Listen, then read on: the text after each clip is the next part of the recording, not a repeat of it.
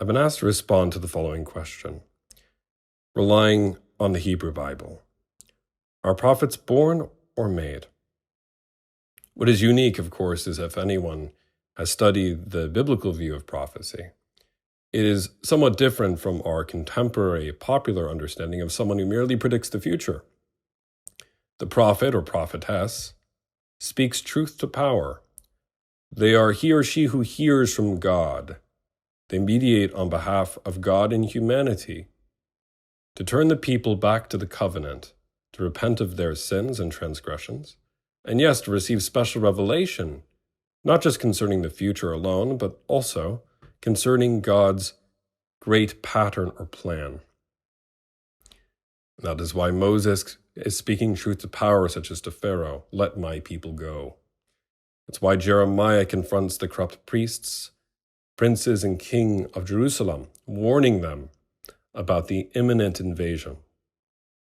Why Ezekiel also warns of this conquest of Babylon, and why figures such as Isaiah look ahead to the restoration and to the fullness of God's healing of the totality of creation. In this sense, is the prophet someone who is born like you and me, an ordinary person, and then suddenly swept off their feet, made in some divine action into this celestial figure? Or are they someone who, in a predestined way, is chosen before the foundations of the world and was always uniquely marked out as special, uniquely chosen to perform this function, and in this way, from the moment of their conception, was designed with this ability to communicate with God in a particular or unique form? And I would simply respond to this sort of a prompt. The fact that in theology, we should often avoid an either or answer, and usually the answer is a both and. A perfect example could be made of Moses. Moses is uniquely chosen right from the moment of his conception, after his parents find out that they have a child, that it's a male, and all males are being thrown into the river. It is clear that the rescue mission of putting him in the small vessel, the ark is the word given in Hebrew, this child is uniquely to be set out. We find that Moses was learned in all the lore of the Egyptians. Even in the court of Pharaoh, he has a unique kind of status. Josephus even adds his prowess in terms of these fields. In that sense, we know that Moses is, in some sense, chosen before he is born. As we read in Jeremiah chapter 1, "Before I formed you in the womb, I knew you. I set you apart, or I sanctified you to be a prophet to the nations." All of us, before we were born, God knows what is to happen. We have a unique role or status in that sense.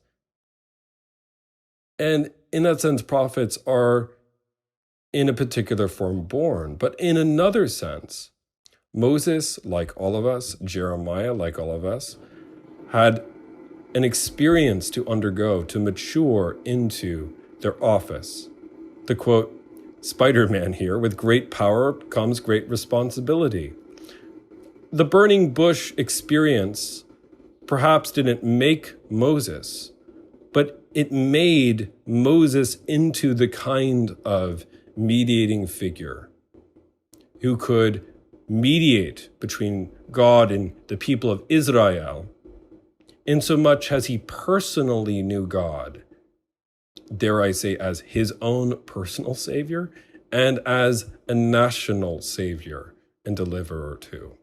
We also see in Jeremiah the sudden reality that after he has an encounter with God as a youth, after his lips are touched, suddenly he has this personal encounter with God as Savior, and also too with God as national judge, judicating here what has happened to the people and ultimately rescuing them, as we see in prophecies, particularly in Jeremiah chapters 32 through 33. In Ezekiel, the opening 3 chapters, we see how Ezekiel must eat a literal scroll. Clearly, Ezekiel was singled out beforehand in some kind of special way. But what we know is that by eating this scroll, by eating the document, to quote a Bob Dylan documentary, he is now sent out and he is confirmed for his office.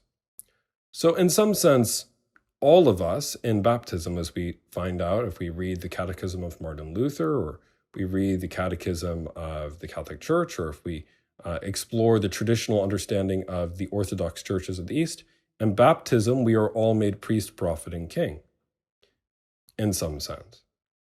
And yet, we undergo experiences in our lives that shape us for our vocare, for our calling, for our mission.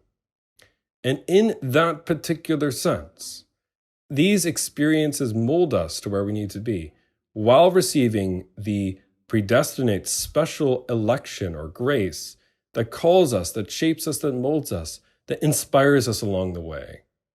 So rather than it being either God's plan and design or free will, it is always a both and. I hope this has been somewhat instructive. I hope the biblical examples have been uniquely interesting. I wish it could go on for much longer, but I hope that this is a small snapshot of the image of God's providence and our agency. What makes a prophet and the way in which we are to follow in the footsteps of the prophets.